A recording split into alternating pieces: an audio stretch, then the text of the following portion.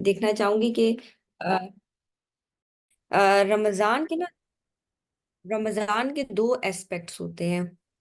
ایک وہ ایسپیکٹ ہے جس کو ہم ظاہری ایسپیکٹ کہتے ہیں، ٹھیک ہے، ظاہری سحری کرنا ہے، کس ٹائم پہ روزہ بند ہوگا، کس ٹائم پہ روزہ کھلے گا، آپ کیا کھا پی رہے ہیں، عبادات کے لیے کہاں جانا ہے، گھر پہ کرنی ہے یا مرد حضرات جیسے مسجد میں، پھر کون سی مسجد میں جانا ہے، اور اس طرح کی چیزیں۔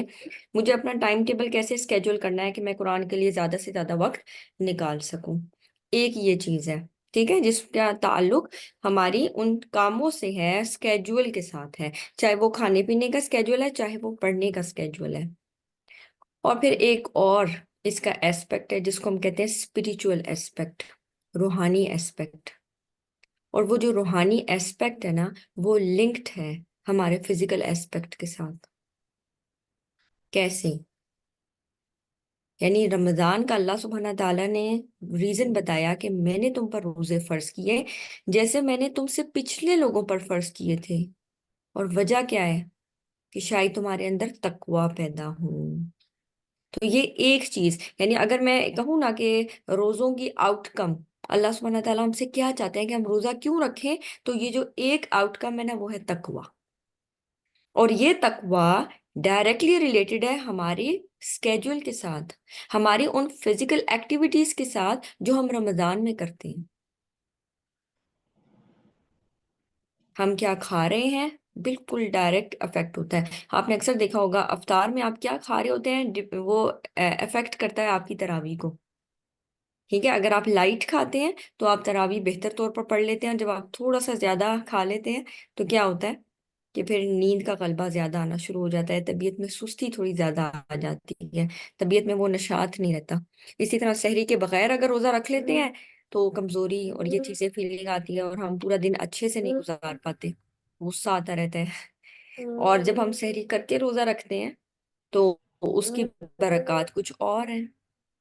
اگر میں نے ایک چیز فکس کی ہوئی ہے کہ مجھے یہ کام اس ٹائم پہ کرنا ہے، تو جب میں وہ کام اس ٹائم پہ کرنے کے قابل ہو جاتی ہوں تو میں اچھا فیل کرتی ہوں، میں ایسا فیل کرتی ہوں کہ واقعی میں نے آج کوئی چیز اچیو کی ہے، اکمپلش کی ہے، میں خوشی محسوس کروں گی۔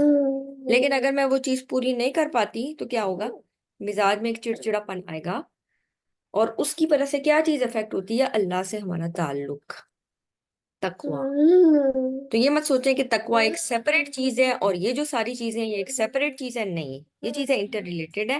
تو ہمیں بہت دھیان سے اپنا رمضان سکیجول کرنا ہے تاکہ میں یہ دیکھوں کہ مجھے کس طرح سے بہترین طریقے سے رمضان سے فائدہ اٹھانا ہے، ٹھیک ہے۔ اس کے لیے میں چاہوں گی کہ رمضان کے آنے سے پہلے رمضان کے اوپر چند ویڈیوز موجود ہیں، کچھ ایسے کام جو آپ لکھنا چاہیں اس کو بے شک لکھ لیں کہ مجھے رمضان میں یہ والا سکیجول اپنانا ہے، تاکہ ایک اچھی سی تیاری ہو۔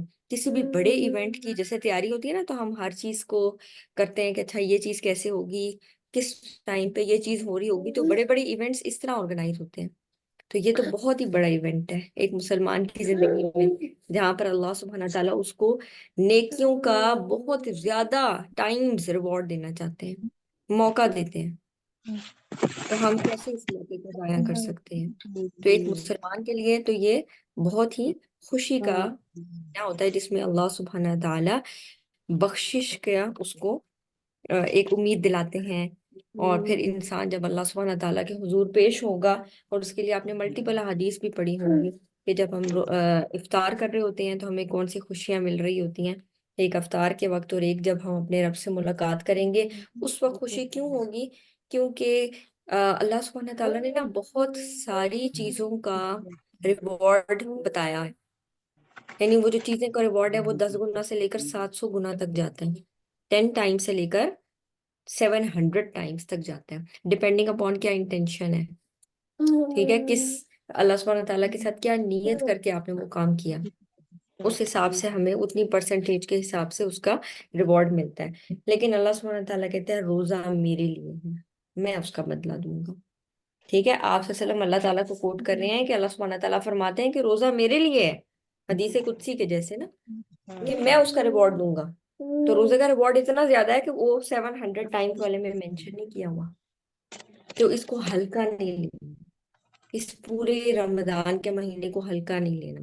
اور ایک آخری بات میں کرنا چاہوں گی کہ شروع میں ہم اتنا اوور ڈو کر دیتے ہیں، جو شروع کے 10 دن ہیں، 12 دن ہیں، کہ پھر جو اگلے دن ہے نا، اس کے لیے ہمارے اندر طاقت، ہمت اور وہ صلاحیت نہیں بچتی۔ اور آپ جانتے ہیں کہ رمضان کے جو آخری 10 دن ہیں وہ زیادہ بابرکت ہے اس اعتبار سے کہ اس کے اندر لیلۃ القدر ہے۔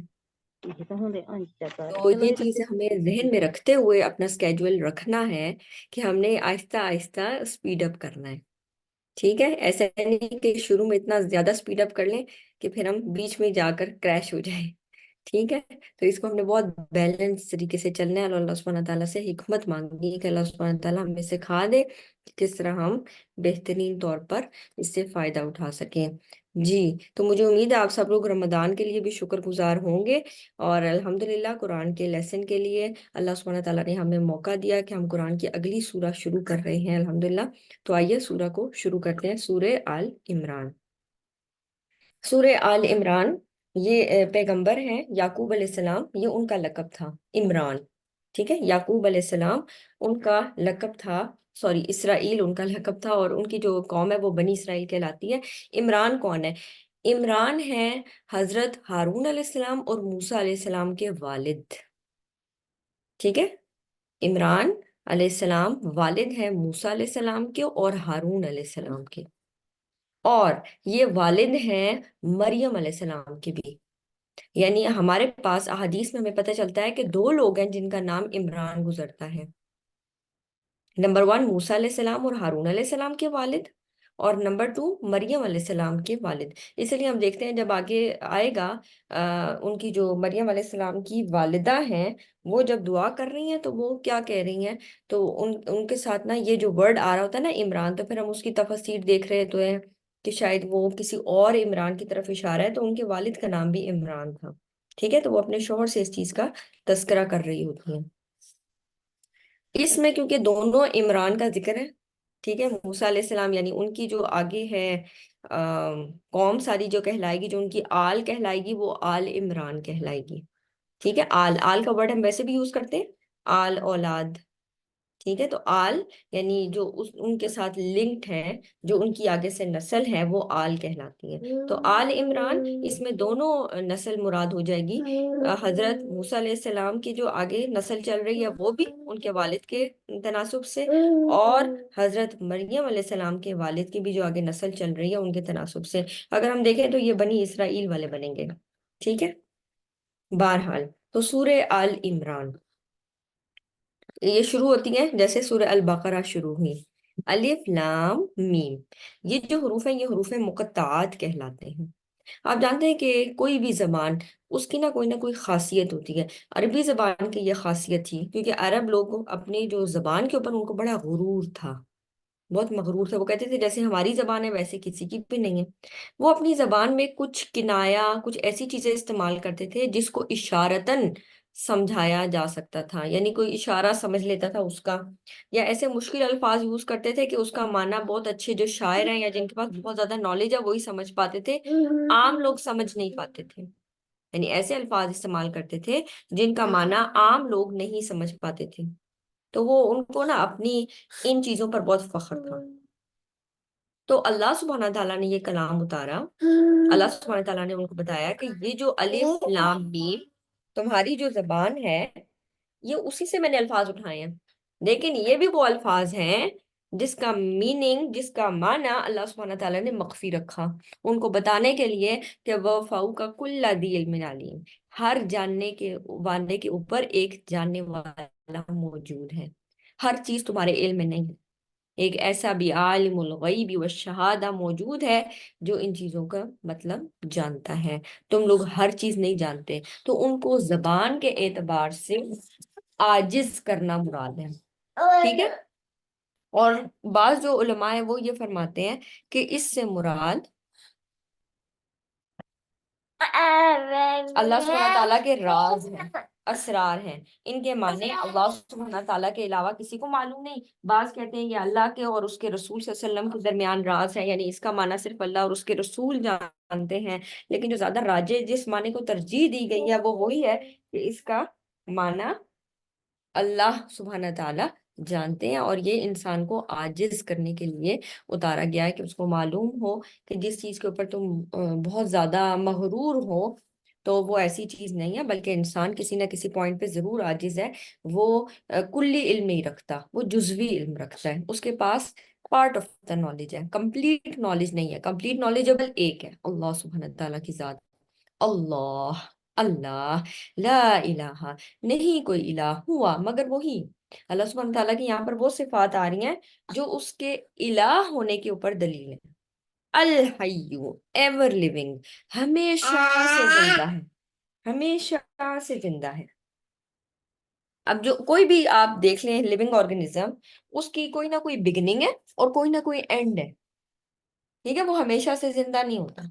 تو یہ اللہ سبحانہ تعالیٰ نے وہ صفات بیان کی ہیں یہاں پر جس کا کسی اور لیونگ آرگنزم کے ساتھ کمپیریزن نہیں ہو سکتا، ٹھیک ہے؟ هو الحیوم، وہ زندہ ہے، ہمیشہ سے زندہ ہے۔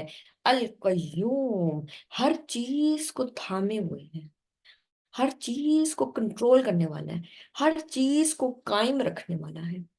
اب پوری کائنات اپنے ذہن میں لے کر آئیں کہ عام انسان کے تو بس کی یہ بات ہی نہیں ہے کہ وہ ان ساری چیزوں کو جان بھی سکے۔ ہمارا تو علم ہی اتنا محدود ہے، تو کہاں یہ کہ اللہ سبحانہ تعالیٰ نہ صرف ان سب چیزوں کو جانتا ہے بلکہ ان کو قائم بھی رکھے ہوئے ہیں، ان کو کنٹرول بھی کیے ہوئے ہیں۔ تو یہاں پر میں نے آپ کو بتایا کہ اللہ سبحانہ تعالیٰ کی وہ صفات مینشن ہو رہی ہیں کہ جو اسپیسیفکلی اس کے الہ ہونے پر دلیل ہے۔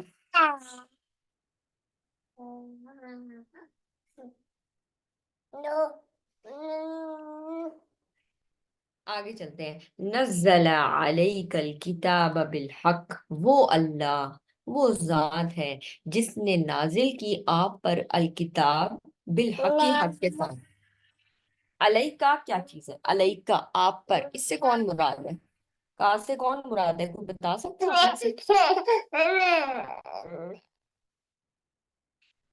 علیکا آپ پر، کس پر نازل کی کتاب؟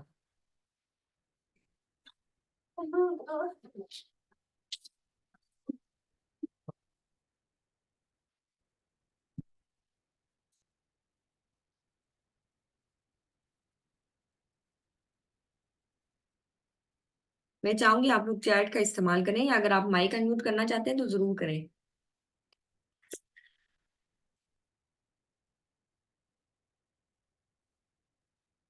تھوڑا سا ایکٹیو لسنر بننا پڑے گا۔ جی، آپ صلی اللہ علیہ وسلم، جزاک اللہ خیر مصباح، اللہ سبحانہ تعالیٰ آپ کو بہت زیادہ برکت دے، کیونکہ جب آپ لوگ رسپونڈ کرتے ہیں نا تو زیادہ مزہ آتا ہے، ایسے لگتا ہے کلاس انٹریکٹیو ہو رہی ہے، اور اس میں آپ لوگ خود بھی انشاءاللہ زیادہ سیکھیں گے، ہم لوگ خود ایک دوسرے سے کچھ نہ کچھ سیکھ رہے ہوتے ہیں۔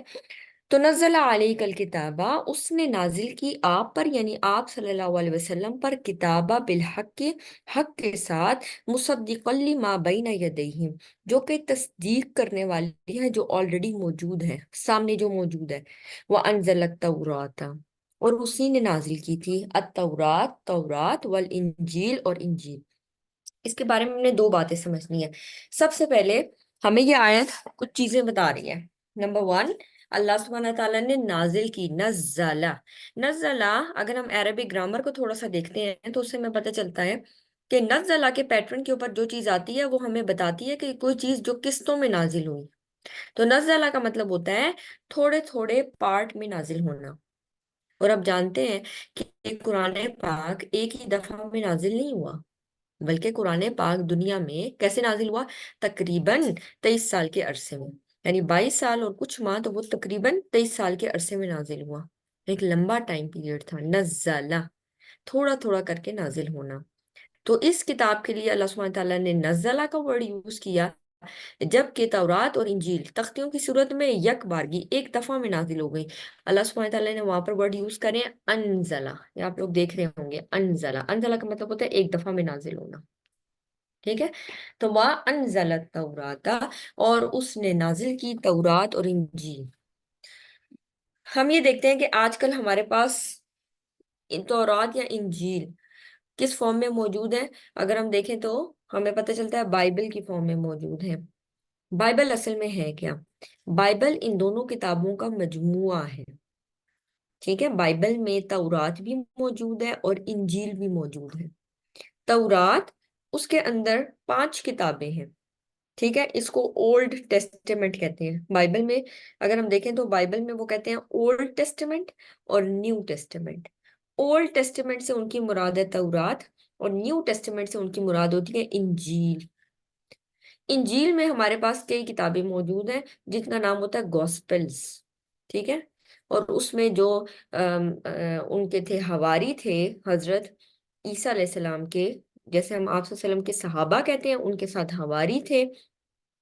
تو وہ انہوں نے اپنی یادداشت سے کچھ کتابوں کا جو حصہ ہے وہ ان کی طرف سے آیا ہے، اور اسی طرح ان کے نام سے موجود ہے gospel of Mark, gospel of Luke, اور اس طرح سے آن ورڈز.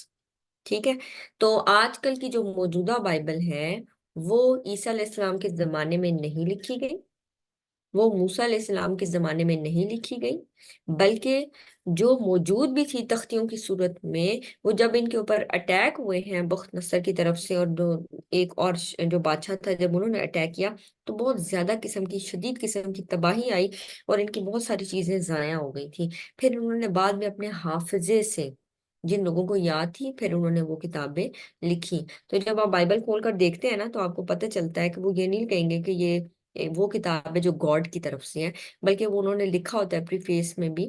جیسے آج کل جو کنگ جیمز ورژن ہے، جو کہ اس کا بڑا اوتھینٹک ورژن مانا جاتا ہے، اس کے بھی اگر آپ پریفیس دیکھیں تو اس میں آپ کو پتہ چلتا ہے کہ وہ لکھتے ہیں کہ یہ بعد میں انسانوں نے لکھی اور اس میں غلطی کی گنجائش موجود ہے.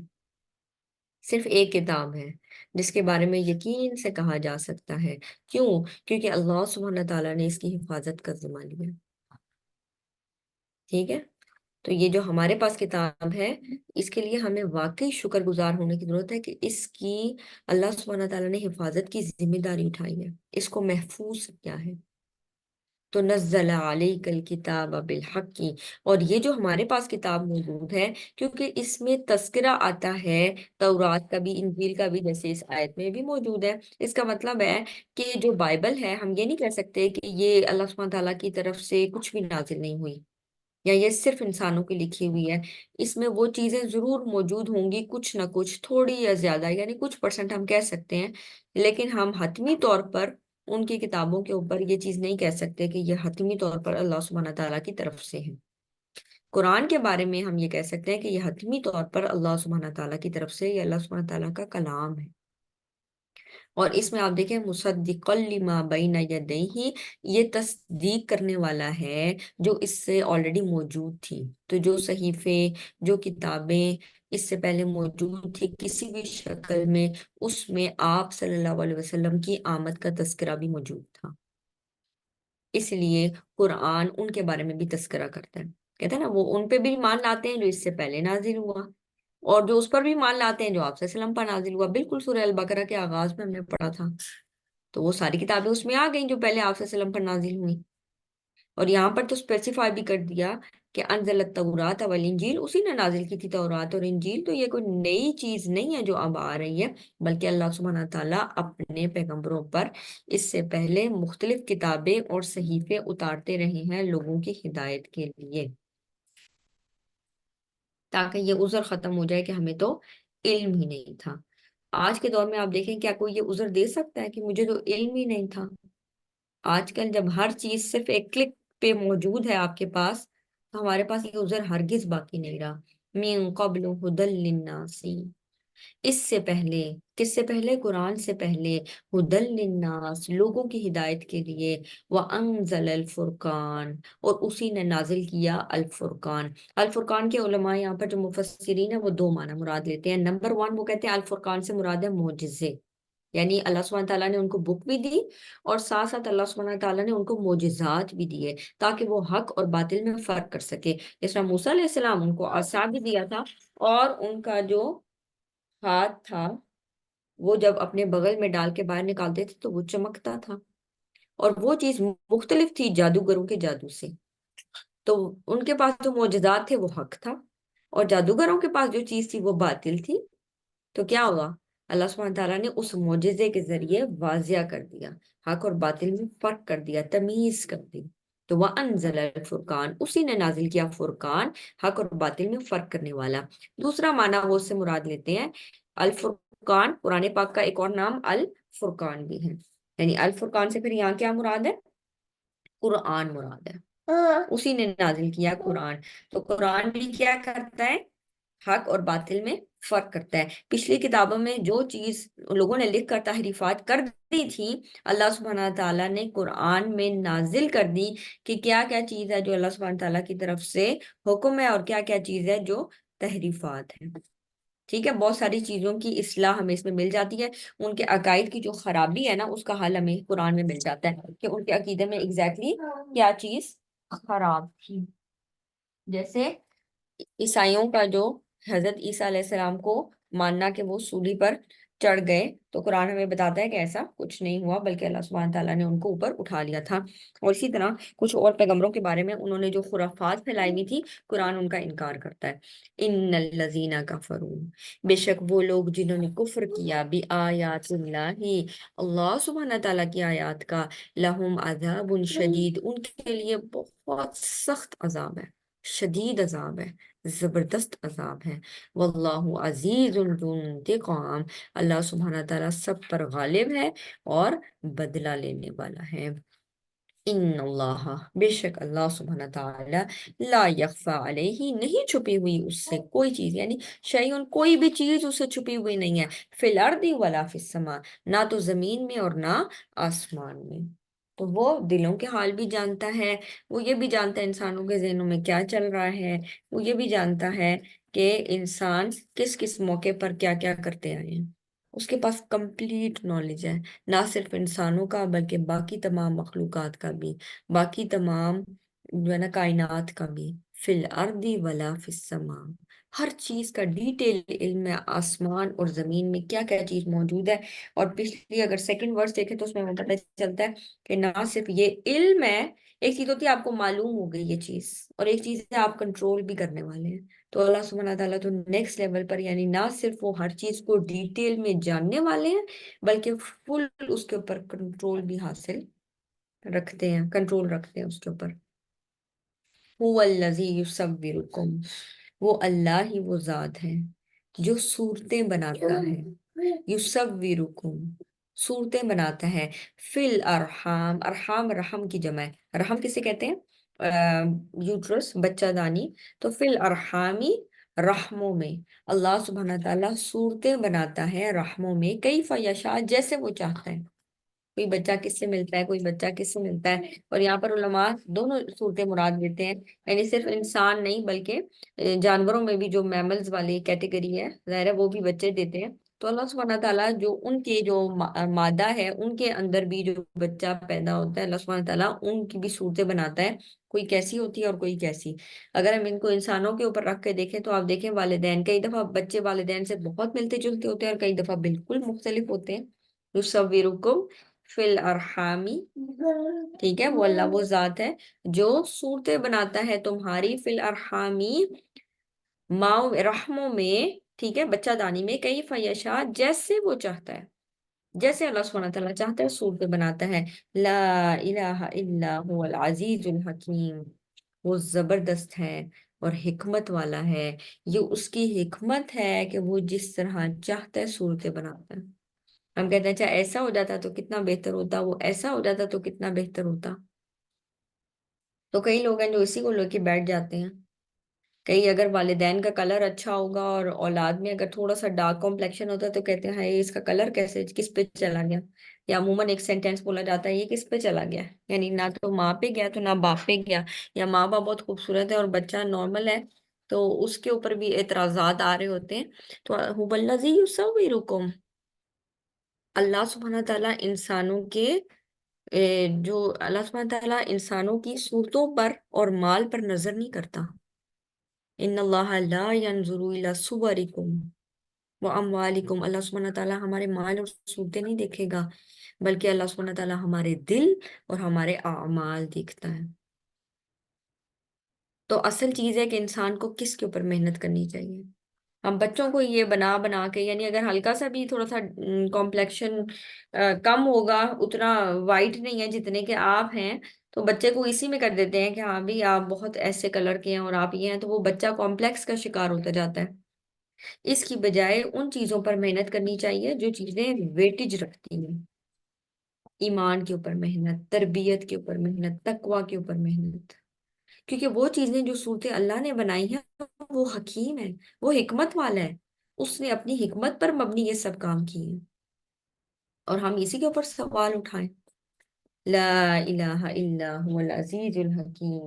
وہ اللہ، وہ کیا ہے؟ زبردست ہے، وہ حکمت والا ہے. یہ اس کی کمال حکمت پر مبنی ہے کہ وہ جس طرح چاہتا ہے صورتیں بناتا ہے. هو الذی انزل علیک الکتاب. اس کو ذرا غور سے سمجھنے کی ضرورت ہے کیونکہ یہ تھوڑی سی ٹیکنیکل آیت ہے. ٹھیک ہے، اس کو غور سے سمجھتے ہیں. هو الذی، وہ اللہ، وہ ذات ہے، انزل علیک الکتاب، جس نے آپ پر کتاب نازل کی. اب جس اللہ نے کتاب نازل کی، منہ آیات محکمات، اس کے اندر محکم آیات ہیں. محکم کسے کہتے ہیں؟ محکمات جمع ہے محکمتن کی، یعنی کہ اس کے اندر پختہ آیات ہیں، ثابت کی ہوئی آیات ہیں. ہن ام الکتاب، وہ کتاب کی اصل ہے. وَأُخَرُ مُتَشَابِہَاتٌ، اور اس میں کچھ ایسی بھی آیات ہیں جو کہ متشابہات ہیں. اب علماء اس کے بارے میں کافی ہمارے پاس ڈیٹیل موجود ہے. میں آپ کے ساتھ صرف چند ایک شیئر کروں گی. متشابہات کے بارے میں کچھ چیزیں مینشن، اگر آپ اس کو لکھنا چاہیں تو لکھ سکتے ہیں. نمبر 1، متشابہات سے مراد وہ آیات ہیں جن کو اللہ سبحانہ تعالیٰ کے علاوہ کوئی نہیں جانتا، جیسے حروف مقطعات. یہ متشابہات ہے نا ہمارے لیے. تو اس کتاب میں دو طرح کی آیات ہیں. Number 1 محکمات، number 2 متشابہات. محکمات اصل جو آیات ہیں جو منسوخ نہیں ہوتی ہیں، جو سمجھ میں آنے والی ہوتی ہیں. ٹھیک ہے، جس کے بارے میں کوئی ابہام نہیں ہوتا، محکم ہے، ثابت ہے، اور یہ کتاب کی اصل ہے. وَأُخَرُ متشابہات، دوسری والی کون سی ہے؟ متشابہات. اس کے بارے میں مفسرین کرام فرماتے ہیں نمبر 1 کہ اس کے بارے میں اللہ کے علاوہ کسی کو علم نہیں. نمبر 2، اس کے بارے میں رائے پائی جاتی ہے کہ اس کے بارے میں اللہ اور راسخین فی العلم جانتے ہیں، یعنی وہ لوگ جانتے ہیں جن کے اندر ان ڈیپتھ نالج ہے چیزوں کا، وہ اس چیز کو جانتے ہیں، ان متشابہات کو. لیکن اس کیس میں ہمیں بتانا یہ پڑے گا کہ متشابہات کے پھر اس کے اندر بھی فیزز ہیں. متشابہات کے 3 درجے ہیں. پہلا درجہ کیا ہے کہ اس کے اندر قیامت کب آئے گی، علم الغیب، فرشتے، جنت، جہنم. اللہ سبحانہ تعالیٰ جب فرماتے ہیں ید اللہ، اللہ کا ہاتھ، پھر اللہ سبحانہ تعالیٰ اپنا قدم رکھ دیتے ہیں، یعنی جہنم کے اوپر اپنا قدم رکھیں گے، پھر وہ کہے گی القتو قتو میں بھر گئی. اور اسی طرح اللہ سبحانہ تعالیٰ، یعنی جیسے سورہ نبا میں آتا ہے نا کہ صفا صفا، اللہ سبحانہ تعالیٰ اور فرشتے صف در صف آئیں گے. کیسے آئیں گے؟ تو وہ جو کیفیات ہیں، اللہ سبحانہ تعالیٰ کا ہاتھ، ٹھیک ہے، یعنی اللہ سبحانہ تعالیٰ کے 2 ہاتھ ہیں، مبسوطتانی، پھیلے ہوئے ہیں. تو یہاں پر ہم اللہ سبحانہ تعالیٰ کا عرش ہے، وہ اپنے عرش پر مستوی ہے. یہ ساری چیزیں وہ ہیں جس پہ نا ہماری عقل ادراک نہیں کر سکتی، ہماری عقل یہاں تک نہیں جا سکتی. ہم اپنی حس کو یا سائنٹیفک ٹیکنالوجی کو استعمال کرتے ہوئے یہاں تک نہیں پہنچ سکتے. یہ ہمارے لیے متشابہات ہیں. تو پہلا درجہ متشابہات کا وہ ہے جس کا علم صرف اللہ سبحانہ تعالیٰ کو ہے. دوسرے درجے کی متشابہات وہ آیات ہیں جو پرانے زمانے کے لوگوں کے لیے تو زیادہ متشابہات تھیں، جیسے رحموں میں بچے کا بننا، بچے کے جینڈر کا پتہ چلنا، اور پھر یہ کہ بہت ساری اور چیزیں کہ اس فیلڈ میں فار ایگزامپل کہ کیا کیا چینجز آتی ہیں بچے کے جو ہے نا ایمبریولوجیکل فیزز کون کون سی ہوتی ہیں. بچہ شروع میں کیسا ہوتا ہے، کس سیل سٹیج پہ کون سا والا چل رہا ہے، اس کے بعد 2 ماہ میں کیسا دکھتا ہے، 3 ماہ میں اس کے اندر کیا ڈیولپمنٹس آتی ہیں. تو شروع میں تو ہمیں ان چیزوں کا علم نہیں تھا، اب آہستہ آہستہ ان چیزوں کا علم ہونا شروع ہو جاتا ہے. اسی طرح لوگ سمجھتے تھے کہ جو سورج ہے وہ اسٹیٹک ہے، یا زمین ہے جو اسٹیٹک ہے اور سورج اس کے گرد گھوم رہا ہے. تو قرآن یہ کہتا ہے کہ ہر چیز اپنے کل فی فلک یسبحون، ہر کوئی اپنے اپنے مدار میں اپنے اپنے سرکل میں تیر رہی ہے، چل رہی ہے. ٹھیک ہے، تو قرآن تو ہمیں یہ بتا رہا تھا، لیکن اب جب ہم دیکھتے ہیں تو ہمیں پتہ چلتا ہے کہ واقعی ہر چیز جو اپنے اپنے آربٹ میں ریوالو بھی کرتی ہے، ٹھیک ہے، یعنی وہ ریوالو بھی کر رہی ہوتی ہے اور روٹیٹ بھی کر رہی ہوتی ہے، ٹھیک ہے۔ تو ہمیں بہت ساری چیزیں اب آ کے پتہ چلتی ہیں جو پرانے زمانے کے لوگ اس کا تصور بھی نہیں کر سکتے تھے۔ تو جیسے جیسے سائنس ایڈوانس ہوتی جاتی ہے تو ہمیں بہت ساری چیزوں کا پتہ چلنا شروع ہو جاتا ہے، ٹھیک ہے۔ اور نمبر 3 متشابہات سے مراد وہ کہتے ہیں وہ والی کیٹیگری ہے کہ قرآن پاک کی وہ آیات جن کا علم صرف راسخین لوگوں کو ہے، راسخین لوگوں کو ہے۔ راسخین کون لوگ ہیں؟ ابھی اس کا آگے بھی تذکرہ آ جاتا ہے، ہم آیت کمپلیٹ کرتے ہیں پھر میں آپ کو تھوڑا سا راسخون فی العلم کے بارے میں بتانا چاہوں گی کہ یہ ایگزیکٹلی کون لوگ ہیں۔ تو اللہ سبحانہ تعالیٰ کہتے ہیں یہ وہ کتاب ہے جس کے اندر 2 طرح کی آیات ہیں۔ نمبر 1 محکمات، یہ کتاب کی اصل ہے، اور نمبر 2 متشابہات، یہ وہ آیات ہیں جن میں شبہ ہے۔ شبہ اس اعتبار سے نہیں ہے کہ خدا نخواستہ اس میں کوئی کمی ہے، کوئی عجز ہے، بلکہ متشابہات مطلب وہ اللہ سبحانہ تعالیٰ نے ان کا معنی ظاہر نہیں کیا، ہر ایک کے لیے اوپن نہیں ہے، ٹھیک ہے۔ فَأَمَّا الَّذِينَ فِي قُلُوبِهِمْ، تو وہ لوگ جن کے دلوں میں ٹیڑھ ہوتا ہے، زیغن، زیغ کہتے ہیں ٹیڑھ کو، جن کے دلوں میں ٹیڑھ ہوتا ہے ان کی عادت کیا ہوتی ہے؟ فَيَتَّبِعُونَ مَا تَشَابَهَ مِنْهُ ابْتِغَاءَ الْفِتْنَةِ وَابْتِغَاءَ تَأْوِيلِهِ۔ اللہ سبحانہ تعالیٰ نے اس کا مطالب واضح نہیں کیے، تو وہ لوگ کیا کرتے ہیں؟ وہ ان متشابہات کے پیچھے لگ کر اسی میں ٹیڑھ پن تلاش کرنا شروع ہو جاتے ہیں۔ اب ان آیات کو ذہن میں رکھتے ہوئے ہمیں یہ دیکھنا ہے، کانٹیکسٹ تھوڑا سا سمجھیں گے تو ہمیں زیادہ چیز سمجھ آئے گی۔ یہ جو آیات ہے نا، یہ نازل ہوئی ہیں اس وقت میں جب حضرت آپ صلی اللہ علیہ وسلم کے پاس نصرانیوں کا ایک گروہ آ رہا تھا، آپ صلی اللہ علیہ وسلم کے پاس نصرانیوں کا ایک گروہ آ رہا تھا، اور ان کی نا ساری کیٹیگریز، یعنی پوپ بھی آ رہا تھا، پادری بھی آ رہا تھا، پیسٹر بھی آ رہا تھا، سارے آ رہے تھے، ٹھیک ہے؟ اور وہ آپ صلی اللہ علیہ وسلم سے مناظرہ کرنا چاہتے تھے۔ اس وقت یہ والی آیات نازل ہوئی، کیوں؟ کیونکہ ان کی کتاب میں بھی روح اللہ، مجھے 1 منٹ تھوڑا سا دیجیے گا ٹائم، پھر ہم اس کو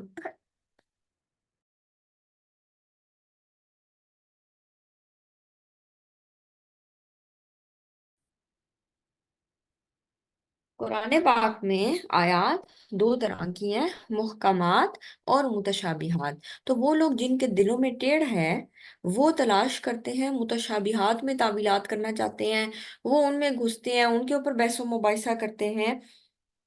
وَمَا يَعْلَمُ تَعْوِيلَهُ إِلَّا اللَّهُ وَالرَّاسِخُونَ فِي الْعِلْمِ۔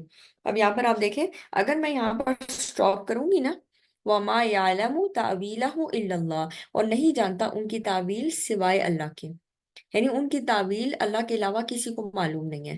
لیکن اگر میں سٹاپ کروں گی، وَمَا يَعْلَمُ تَعْوِيلَهُ إِلَّا اللَّهُ وَالرَّاسِخُونَ فِي الْعِلْمِ، ان کی تعویل کوئی نہیں جانتا سوائے اللہ کے، اور وہ لوگ جو علم میں پختہ ہیں، جو علم میں پختگی رکھتے ہیں، وہ ان کی تعبیر جانتے ہیں۔ اب اس کو میں آپ کو سمجھا رہی تھی، کانٹیکسٹ کیا ہے اس کے پیچھے، کہ جو نصارہ ہے نا، ان کا ایک بہت بڑا گروہ آپ صلی اللہ علیہ وسلم سے ملنے آ رہا تھا، اور وہ آپ صلی اللہ علیہ وسلم سے آ کے کہتے ہیں کہ آپ کی بھی کتاب میں مینشن نہیں ہے کہ جو عیسیٰ علیہ السلام ہے وہ روح اللہ ہے، وہ کلمت اللہ ہے۔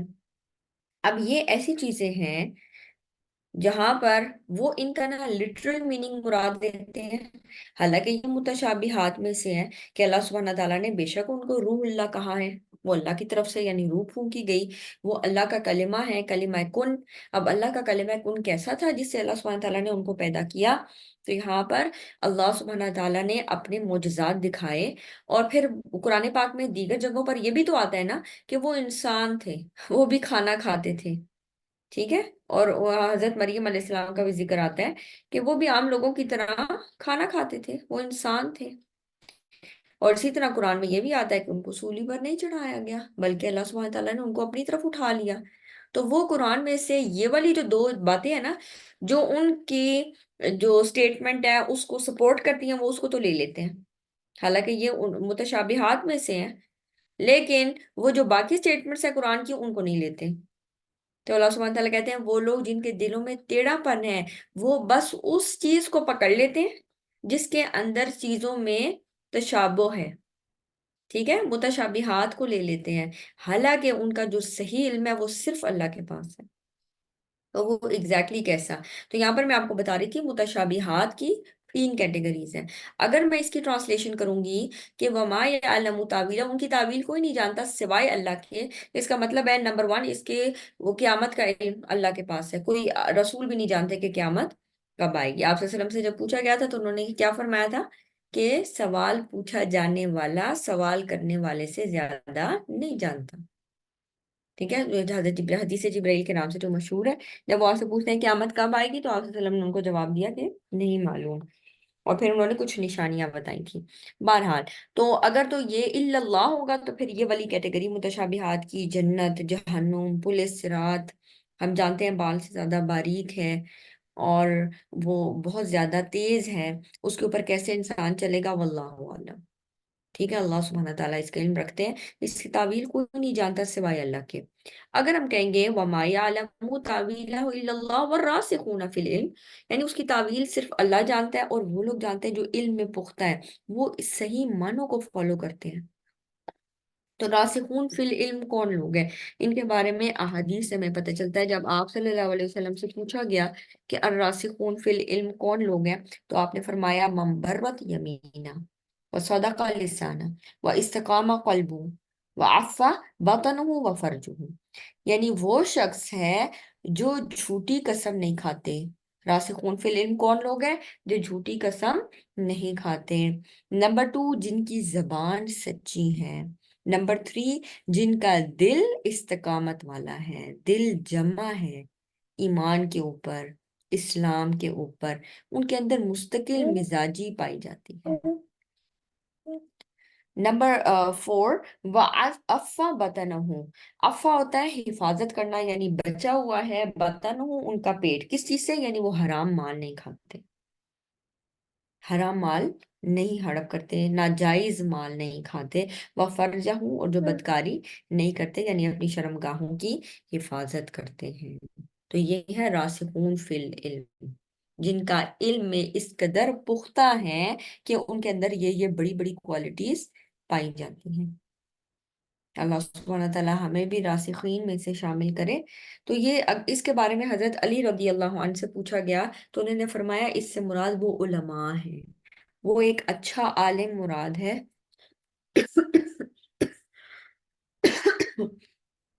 کہ جب لوگ اس سے دین کے بارے میں پوچھیں تو وہ صحیح علم بتا کر نفع دیں، یعنی بائیس نہ ہو، صحیح علم بتائے، بدخلق نہ ہو، اور لوگوں کا لحاظ رکھ کر ان کو علم نہ دے۔ لحاظ رکھ کر سے کیا مراد ہے؟ یعنی ایسا نہیں کہ میرے پاس بہت بڑی شخصیت آ گئے تو میں ان کو ذرا ایسا فتویٰ دے دوں جو لائٹ ہے، اور اگر میرے پاس کوئی عام سے بندہ آتا ہے تو میں بڑا کچھ سخت فتویٰ دوں گا اس بارے میں، یا میں اس کو صحیح چیز بتاؤں گا۔ جب میرے پاس کوئی ایسا بندہ آئے گا جو بڑا اثر و رسوخ والا ہے تو میں اس کو یہ بڑا والا حکم نہیں بتاتا جو اس کے اوپر اپلائی ہو سکتا ہے یا بہت سخت ہے اس کے لیے، تاکہ وہ شخص مجھ سے خوش رہے۔ تو وہ لوگوں کا اس معاملے میں لحاظ نہیں کرتا، یعنی وہ جو عالم ہے وہ یہ نہیں دیکھتا کہ میرے پاس کوئی امیر شخص آ رہا ہے یا میرے پاس کوئی غریب شخص آ رہا ہے، بلکہ وہ دونوں کو بالکل ٹھیک ٹھیک علم دیتا ہے۔ وہ لوگوں سے اس معاملے میں متاثر نہیں ہوتا، اس کا علم دینا اس چیز پہ فرق نہیں ڈالتا کہ اس سے کون ملنے آ رہا ہے۔ ٹھیک ہے، یعنی دین میں بائسنس نہیں ہے اس عالم کے اندر۔ تو والراسخون فی العلم، تو یہ وہ لوگ ہیں۔ حضرت عبداللہ ابن عباس رضی اللہ عنہ کے بارے میں آتا ہے نا کہ آپ صلی اللہ علیہ وسلم نے ان کے لیے دعا فرمائی تھی کہ اے اللہ آپ اس کو کتاب کا علم دیں، ٹھیک ہے، اور ان کو چیزوں کی تعویل سکھائیں۔ تو یہ جو راسخون فی العلم ہے نا، یہ ان ڈیپتھ نالج رکھتے ہیں۔ حضرت عبداللہ بن عباس رضی اللہ عنہ خود فرماتے ہیں اپنے بارے میں کہ مجھے معلوم ہے کہ قرآن پاک کی کون سی آیت کہاں نازل ہوئی، وہ سفر میں نازل ہوئی یا وہ حضر میں نازل ہوئی، اور اس کا کانٹیکسٹ کیا تھا، یعنی کس موقع پر وہ نازل ہوئی، میں اس کے بارے میں جانتا ہوں۔ اور ان کی یہ جاننے کی وجہ، اب یہ وہ لوگ ہیں جو راسخون فی العلم ہے۔ اس لیے ہر بندہ جیسے میرے اور آپ جیسا، ہم بس قرآن پڑھ کے کہیں ہمارے اندر بھی علم راسخ ہو گیا، جم گیا ہے، تو ابھی ایسی والی کیفیت نہیں ہے، ابھی ہم بیسکس سیکھ رہے ہیں۔ چیز راسخ کب ہوتی ہے، اندر کب جاتی ہے؟ جب ہم اس پہ ٹائم لگاتے ہیں، اللہ سبحانہ تعالیٰ سے دعائیں مانگتے ہیں، پھر ایمان جمنا شروع ہوتا ہے، پھر چیزوں میں یعنی ہمیں محنت کرنی پڑے گی اس میں۔ علماء نے بہت زیادہ محنت کی ہے۔ امام شافی رحیم اللہ کے بارے میں آتا ہے کہ ان کو نا ایک مسئلے کے بارے میں پتہ نہیں چل رہا تھا، اس ایک مسئلے کے حل کے لیے انہوں نے 300 مرتبہ قرآن پڑھا، اور کہتے ہیں جب میں نے آخری مرتبہ قرآن پڑھا تو مجھے قرآن میں سے اس کا جواب مل گیا۔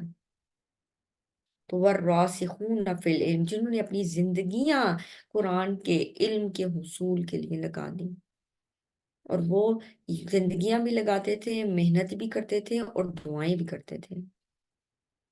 امام ابن تیمیہ رحم اللہ کے بارے میں آتا ہے نا، وہ دعائیں مانگا کرتے تھے، اے ابراہیم علیہ السلام کے معلم، مجھے بھی علم سکھا دے، اے سلیمان علیہ السلام کو فہم دینے والے، مجھے بھی فہم عطا کر دے۔ تو وہ لوگ جو راسخون فی العلم ہے وہ کیا کہتے ہیں؟ یقولون آمنا بی، ہم اپنے رب پر ایمان لائے، کل من عند ربنا، یہ ساری آیات ہمارے رب کی طرف سے ہیں۔ ہم ان آیات پر من و عن ایمان لاتے ہیں کیونکہ یہ سب کچھ ہمارے رب کی طرف سے ہے، وہ ان تعویلوں کے پیچھے نہیں پڑتے ہیں۔ کل من عند ربنا، سب کے سب ہماری رب کی طرف سے ہے۔ وما یذکر الا اولو الالباب، اور اس سے نصیحت نہیں پکڑتے مگر وہی جو عقل والے ہیں، جو اولو الالباب ہیں وہی اس سے نصیحت پکڑتے ہیں۔ اور پھر وہ لوگ دعائیں کیا مانگتے ہیں؟ یہ جو لوگ ہیں اولو الالباب ہیں، عقل والے لوگ ہیں، جن کے جو راسخون فی العلم ہیں، وہ کہتے ہیں ربنا، اے ہمارے رب، لا تزغ قلوبنا، ہمارے دلوں کو ٹیڑھا نہ کرنا، بعد اذ ہدیتنا، بعد اس کے کہ آپ ہمیں ہدایت دے چکے ہیں۔ کیونکہ آپ نے دیکھا ہوگا یہ جو جھگڑا نا زیادہ تر وہ لوگ کر رہے ہوتے ہیں جن کے پاس بکس کا نالج ہوتا ہے، پھر وہ اس نالج کو مینیپولیٹ کر کے لوگوں کو بیوقوف بناتے ہیں۔ تو اللہ سبحانہ تعالیٰ ہمارے دلوں کو ٹیڑھا نہ کرنا، اس کے بعد کہ ہمارے پاس آپ کی طرف سے ہدایت آ گئی تھی، وَهَبْ لَنَا مِن لَدُنْكَ رَحْمَةً، اور ہمیں اپنے طرف سے خاص رحمت عطا کر دے، ہمیں اپنے پاس سے رحمت عطا کر دے، گفٹ کر دے، انک انت الوہاب، بے شک آپ تو بہت ہی زیادہ عطا کرنے والے ہیں۔ ربنا، اے ہمارے رب، کیوں ان لوگوں کا فوکس آخرت ہے؟ ربنا، اے ہمارے رب، انک جامع الناس لیوم لا ریب فیہ، بے شک آپ ہی لوگوں کو اس دن جمع کرنے والے ہیں جس میں کوئی شک نہیں، یعنی وہ دن ضرور آئے گا قیامت کا۔ ان اللہ لا یخلف المیعاد، اللہ سبحانہ تعالیٰ اپنے وعدے کے خلاف نہیں کرتا۔ ان الذین کفروا، وہ لوگ جنہوں نے کفر کیا، لن تغنی عنہم اموالہم، نہ تو ان کے مال ان کے کام آئیں گے، ولا اولادہم من اللہ شیئا، اور نہ ان کی اولادیں ان کے کام آئیں گی کچھ بھی، واولئک ہم وقود النار، اور یہی لوگ جہنم کا ایندھن بنیں گے۔ وقود کہتے ہیں فیول، فیول بننا، جس کو جلایا جاتا ہے نا، آگ لگانے کے لیے جو مٹیریل یوز کیا جاتا ہے اس کو کہتے ہیں فیول، وقد، تو وقود، اللہ سبحانہ تعالیٰ ان لوگوں کو فیول بنا دیں گے، کدأب آل فرعون، جیسے فرعون کی قوم کا، والذین من قبلہم، اور ان سے پہلے لوگوں کا حال ہوا، انہوں نے بھی کیا کیا تھا؟ کذبوا بآیاتنا، ان لوگوں نے بھی اللہ سبحانہ تعالیٰ کی آیات کو جھٹلایا تھا۔ فأخذهم اللہ بذنوبہم، اللہ سبحانہ تعالیٰ نے ان کے گناہوں کی وجہ سے ان کو پکڑ لیا۔ واللہ شدید العقاب، اللہ سبحانہ تعالیٰ سخت عذاب دینے والا ہے۔ کل للذین کفروا، اچھا یہاں پر ہوا کیا تھا؟ یہاں پر آپ صلی اللہ علیہ وسلم کی جنگ مشرکین سے ہوئی تھی، غزوہ بدر ہوئی تھی، اور غزوہ بدر کے موقع پر ابھی اگلی آیت میں ذکر بھی آ جائے گا۔ تو غزوہ بدر کے موقع پر کیا ہوا تھا؟ جب ان کو آپ صلی اللہ علیہ وسلم کے لشکر نے شکست دی تھی تو یہودیوں نے بڑا مذاق اڑایا تھا، انہوں نے کہا تھا ان کا مقابلہ تو ابھی نااہل قسم کے، یعنی وہ سمجھتے تھے مشرکین لڑنا نہیں جانتے، تو کہتے ہیں نااہل قسم کے لوگوں سے ہمارے ساتھ لڑائی ہوئی تو ان کو پتہ چلے گا کہ جنگ کہتے کس کو ہیں۔ تو اس کے رسپانس میں اللہ سبحانہ وتعالیٰ کہہ رہے ہیں کل للذین کفروا، ان کافروں سے کہہ دو، ستغلبون وتحشرون الی جہنم، جن لوگوں نے کفر کیا ان قریب تم بھی مغلوب ہو جاؤ گے، تم بھی ہار جاؤ گے، وتحشرون الی جہنم، پھر تم سب جہنم میں اکٹھے کیے جاؤ گے، وبئس المہاد، وہ بہت ہی برا ٹھکانہ ہے۔ اور پھر ہم دیکھتے ہیں کہ آگے بنو نذیر، بنو قریظہ اور بنو قینقاع کے ساتھ کیا حال ہوا، کہ ان میں سے ایک پارٹی کو تو وہاں سے باہر نکالا، اور جو دوسری پارٹی ہے انہوں نے جب عہد کو توڑا تو ان کے درمیان ان کا فیصلہ صادر ہوا جو حضرت معاذ بن جبل رضی اللہ عنہ نے کیا تھا۔ زُيِّنَ لِلنَّاسِ، نہیں یہ والی آیت ہے، قَدْ كَانَ لَكُمْ آیَةٌ فِي فِئَتَيْنِ الْتَقَتَا، تحقیق تمہارے لیے نشانی ہے، فی فیاتین التقطا، ان دو گروہوں میں۔ تو یہ صرف جنگ بدر نہیں کہ ایک جنگ تھی جو ہو گئی، بلکہ اس جنگ میں اللہ سبحانہ تعالیٰ کہتے ہیں نشانی ہے۔ کیا نشانی ہے؟ دیکھتے ہیں۔ فیاتن تقاتل فی سبیل اللہ، ان میں سے جو دو گروہ ہیں ان کی آپس میں لڑائی چل رہی تھی، اس میں تمہارے لیے ایک نشانی ہے۔ بظاہر ہر چیز فیوریبل تھی، کن کے حق میں؟ مشرکین کے حق میں۔ ٹھیک ہے، مشرکین کے پاس آرمی بھی زیادہ تھی، اسر و رسوخ بھی زیادہ تھا، بہت زیادہ انفلوئنشل تھے، 1000 کے قریب لوگ تھے تعداد میں، اور فلی اسکلڈ تھے، اسلحے سے پوری طرح لیس، کھانے پینے کا پورا سامان موجود تھا، یعنی آپ دیکھیں تو ہر طرح سے ان کو وہ پوری طرح تیار تھے۔ تو اللہ سبحانہ وتعالیٰ کہتے ہیں اس میں ایک نشانی ہے۔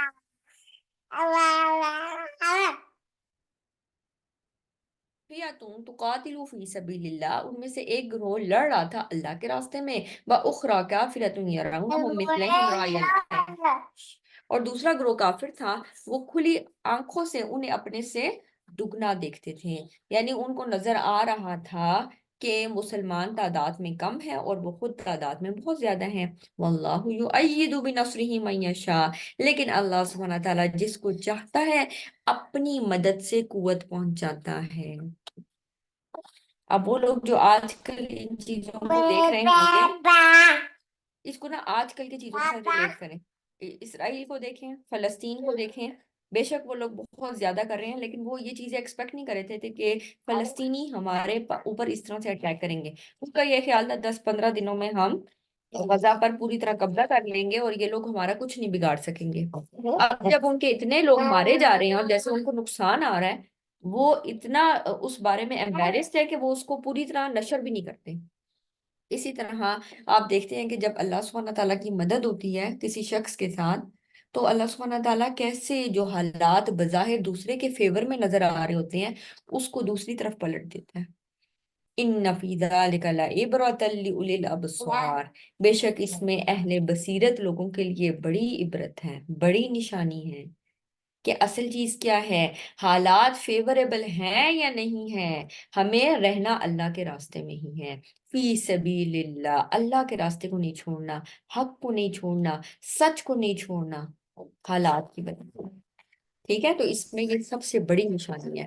زُيِّنَ لِلنَّاسِ حُبُّ الشَّهَوَاتِ، لوگوں کے لیے خوبصورت بنا دی گئی ہے، زُيِّنَ کہتے ہیں مزین کر دی گئی ہے، خوبصورت بنا دی گئی ہے لوگوں کے لیے، حب الشہوات، چیزوں کی محبت، نفسانی خواہشات کی محبت۔ کن کن چیزوں کی محبت؟ من النساء، عورتوں کی محبت، والبنین، بیٹوں کی محبت، ہوتا ہے نا اولاد ہے تو کہتے ہیں بیٹے ہوں، بیٹوں کی خواہش، والقناطیر المقنطرہ، اور ڈھیر، کن چیزوں کے ڈھیر؟ قناطیر المقنطرہ، یہ نا بلڈنگز کے لیے بھی آتا ہے اور ڈھیر کے لیے بھی آتا ہے۔ ڈھیر بھی کیا ہوتا ہے؟ ایک کے اوپر ایک چیز، ایک کے اوپر ایک چیز، ٹھیک ہے، اور بلڈنگ میں بھی کیا ہوتا ہے؟ ملٹی سٹوری جو بلڈنگ ہوتی ہے اس میں بھی ایک کے اوپر نا ایک فلور بنا ہوتا ہے۔ تو یہاں پر من الذھب والفضة، تو سونے چاندی کے ڈھیر، یعنی ڈھیروں مال مراد ہے۔ ظاہر ہے جس کے پاس ملٹی سٹوری بلڈنگ ہے وہ بھی کافی رچ ہے کیونکہ وہ اس کا مالک ہے، ظاہر اس سے فائدہ اٹھا رہا ہے۔ تو والقناطیر المقنطرۃ من الذھب والفضة، تو سونا چاندی کے جمع کیے ہوئے ڈھیر، سونے کے بھی اور چاندی کے بھی، والخیل المسومۃ، اور نشان لگے ہوئے گھوڑے۔ کن گھوڑوں کو نشان لگایا جاتا ہے؟ یعنی ایسے گھوڑے، یعنی جو بڑے پال پوس کے جن کے اوپر بڑی محنت ہوتی ہے نا، تو اس کو نا ایک خاص طریقے پہ ان کو نشان لگائے جاتے ہیں۔ تو نشان زدہ گھوڑے، آپ نے دیکھا ہوگا وہ لوگ جو گھوڑے پالنے کا شوق رکھتے ہیں نا، ان کا گھوڑا دور سے پہچانا جاتا ہے۔ وہ اپنے گھوڑے کو جس طرح سے پالتے ہیں پوستے ہیں، وہ ایک منفرد گھوڑا نظر آتا ہے اس عام گھوڑے سے جو آپ ویسے کسی گاؤں میں دیکھیں گے، جو کسی کے ایسا یعنی وہ جس سے صرف مال برداری کا کام لے رہا ہوتا ہے۔ تو والخیل المسومۃ، اور نشان زدہ گھوڑے، یعنی بڑے خوبصورت گھوڑے ان لوگوں کو پسند آتے ہیں۔ والانعام والحرث، اور مویشی بھی اور کھیتیاں بھی، یعنی یہ وہ ساری چیزیں ہیں جن پہ لوگ فخر کرتے ہیں۔ تو باؤنڈری کیا ہے؟ کیا عورت سے محبت کی جا سکتی ہے؟ کیا بیٹوں سے محبت کی جا سکتی ہے؟ کیا سونا اور چاندی اکٹھے کرنے کے لیے محنت کی جا سکتی ہے؟ کیا اچھی سواری کے لیے محنت کی جا سکتی ہے؟ کیا مویشی رکھے جا سکتے ہیں؟ کھیتی رکھی جا سکتی ہے؟ تو بالکل یہ سب چیزیں رکھنی جائز ہیں، لیکن اللہ سبحانہ تعالیٰ کہاں پر روک لگا رہے ہیں، باؤنڈری کی طرف سیٹ کر رہے ہیں کہ یہ چیزیں انسان کے پاس ہوں، اس میں حرج نہیں ہے۔ ہاں، ان چیزوں کی محبت آپ کے دل میں اللہ اور اس کے رسول کی محبت سے زیادہ ہو، پھر مسئلہ ہے، یہاں فل سٹاپ لگانا ہے، اس باؤنڈری کو سیٹ کرنا ہے۔ تو اللہ سبحانہ تعالیٰ کہتے ہیں یہ سب چیزیں ہم نے تمہارے لیے اس میں محبت رکھی ہے، یہ تمہاری خواہشات میں سے ہے، لیکن اپنی خواہشات کو کنٹرول میں رکھنا، کیونکہ ان سب چیزوں کی محبت اگر انسان کے دل میں نہ ہو تو پھر ٹیسٹ کہاں سے آیا؟ ٹھیک ہے، پھر انسان کا امتحان کہاں ہوگا؟ عورتیں بھی انسان کا امتحان ہے نا، اولاد بھی اللہ تعالیٰ نے ایک سورہ میں فرماتے ہیں نا کہ تمہارا مال اور تمہاری اولاد تمہارے لیے آزمائش ہے، تو یہ سب چیزیں آزمائش ہیں۔ تو ذالک متاع الحیات الدنیا، یہ سب دنیا کی زندگی کا سامان ہے، تو اگر کسی کے پاس ہے تو وہ شکر کرے اور اس کو اللہ کے کام میں بجا لائے، اور کسی کے پاس نہیں ہے تو وہ انہی کے پیچھے نہ دوڑتا رہے کہ اپنے دین کو بھی داؤ پہ لگائے، بلکہ واللہ عندہ حسن المآب، اللہ کے پاس بہت اچھا ٹھکانہ ہے۔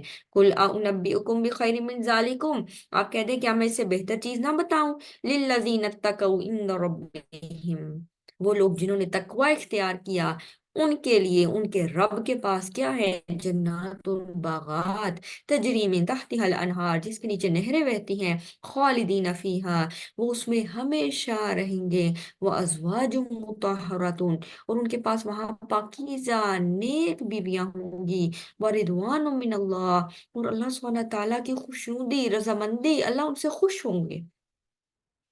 آپ اپنے آپ کو تصور کریں ایسے گھر میں کہ آپ، یعنی فار ایگزامپل آپ گھر پہ ہیں اور آپ کے والدین بھی آپ سے راضی ہیں، آپ کے بہن بھائی بھی آپ سے راضی ہیں، اور اگر آپ میرڈ ہیں تو آپ کے شوہر بھی آپ سے راضی ہیں اور آپ کا سارا سسرال بھی آپ سے راضی ہے۔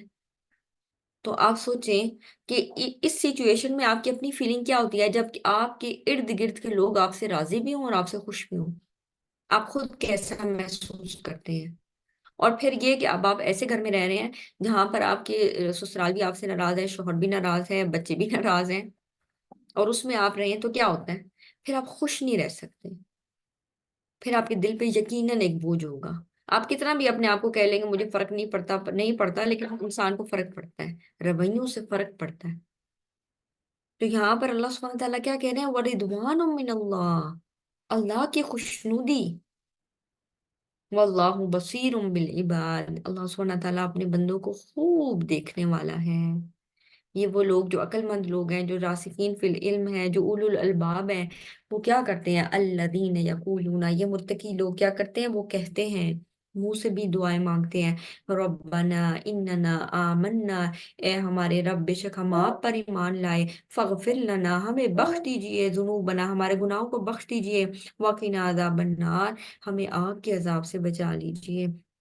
الصابرین، اور صرف زبانی کلامی دعائیں نہیں مانگتے بلکہ عمل کر کے دکھاتے ہیں، مشکل حالات میں صبر کرنے والے ہیں، والصادقین، سچ بولنے والے ہیں، والقانتین، سچ بولنا کسی ظالم حکمران کے سامنے، ابھی بھی آپ دیکھ رہے ہوں گے، اس چیز کو ذرا ریلیٹ کریں نا، کہ جب آپ کے اوپر سچ بولنے پر اتنی پابندی لگ جائے کہ آپ کو اٹھا کر لے جائیں لوگ کہ آپ سچ کیوں بول رہے ہیں، پھر چاہے آپ صحافی ہیں، چاہے آپ کوئی سیاست دان ہے، یا آپ کا تعلق کسی بھی چیز سے ہے، کسی بھی شعبے سے ہے، سچ بولنے پر آپ کے اوپر تنقید بھی ہوتی ہے، اور آپ کو سخت جو ہے نا مشکلات برداشت کرنی پڑتی ہیں، لیکن آپ اس میں جمے رہتے ہیں، آپ صبر کرتے ہیں، آپ پھر بھی سچ بولتے ہیں، والقانتین، فرما برداری کرنے والے اللہ کی، والمنفقین، اللہ کے راستے میں خرچ کرنے والے، والمستغفرین بالاسحار، اور سحری کے اوقات میں بخشش مانگنے والے۔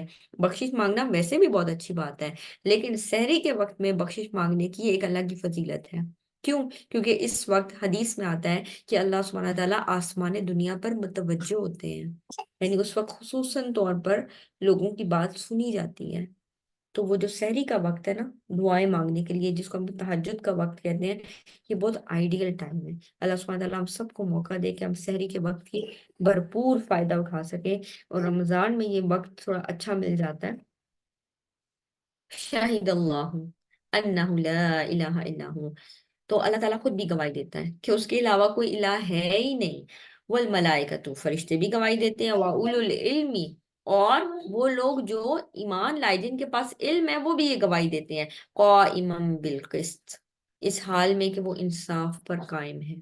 لا الہ الا ہو، اللہ کے علاوہ کوئی الہ نہیں ہے۔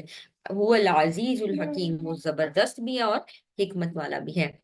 ان الدین عند اللہ الاسلام، اللہ کے نزدیک ایکسیپٹیبل ریلیجن کیا ہے؟ قابل قبول ریلیجن کون سا ہے؟ الاسلام، اسلامی ہے۔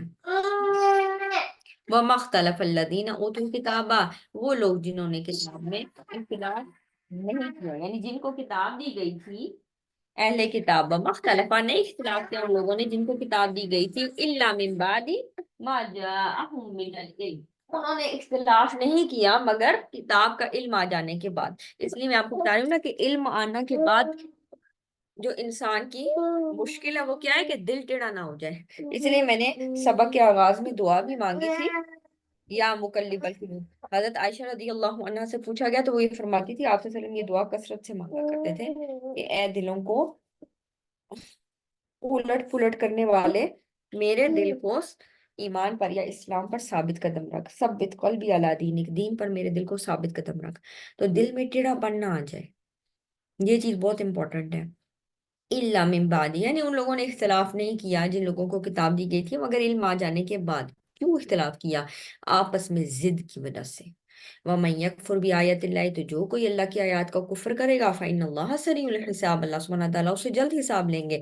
فَإِنْ حَاجُّوكَ، پھر اگر یہ آپ سے جھگڑا کریں، فَقُلْ أَسْلَمْتُ وَجْهِيَ لِلَّهِ وَمَنِ اتَّبَعَنِي، یعنی یہی لوگ جو پادری آئے تھے، کرسچنز آئے تھے، ان کی جماعت، اللہ سبحانہ تعالیٰ کہتے ہیں پھر بھی اگر یہ لوگ آپ سے جھگڑا کرتے ہیں تو آپ ان سے کہیں کہ اسلمت وجہی للہ، میں تو اللہ کے لیے اسلام لے آیا، میں نے اپنے آپ کو مومن کر دیا، وجہی للہ، اللہ کے لیے، ومن اتبعن، اور ان لوگوں نے بھی اپنے آپ کو سبمٹ کر دیا، وہ بھی اسلام لے آئے جنہوں نے میری پیروی کی۔ وَقُلْ لِلَّذِينَ أُوتُوا الْكِتَابَ وَالْأُمِّيِّينَ أَأَسْلَمْتُمْ، تو کہہ دیجئے ان لوگوں سے جو اہل کتاب ہیں، جو دیے گئے کتاب، والأمیین، اور ان لوگوں سے بھی کہہ دو جو امی ہیں، جو پڑھے لکھے نہیں ہیں، أَأَسْلَمْتُمْ، کیا تم اسلام لاتے ہو؟ فَإِنْ أَسْلَمُوا، پھر اگر وہ اسلام لے آئیں گے، فَقَدْ اهْتَدَوْا، تو وہ ہدایت پا جائیں گے۔ یعنی ان کو اسلام کی باتیں پہنچاؤ، پھر ان سے پوچھو کیا تم اپنی خوشی سے اسلام قبول کرتے ہو؟ اگر وہ اسلام قبول کر لیں تو وہ ہدایت پا جائیں گے۔ وَإِن تَوَلَّوْا، پھر اگر وہ منہ موڑ جائیں، فَإِنَّمَا عَلَيْكَ الْبَلَاغُ، تو آپ کا کام صرف پہنچا دینا، آپ کا کام زبردستی کرنا نہیں ہے۔ وَاللَّهُ بَصِيرٌ بِالْعِبَادِ، اللہ سبحانہ تعالیٰ اپنے بندوں کو خوب دیکھنے والا ہے۔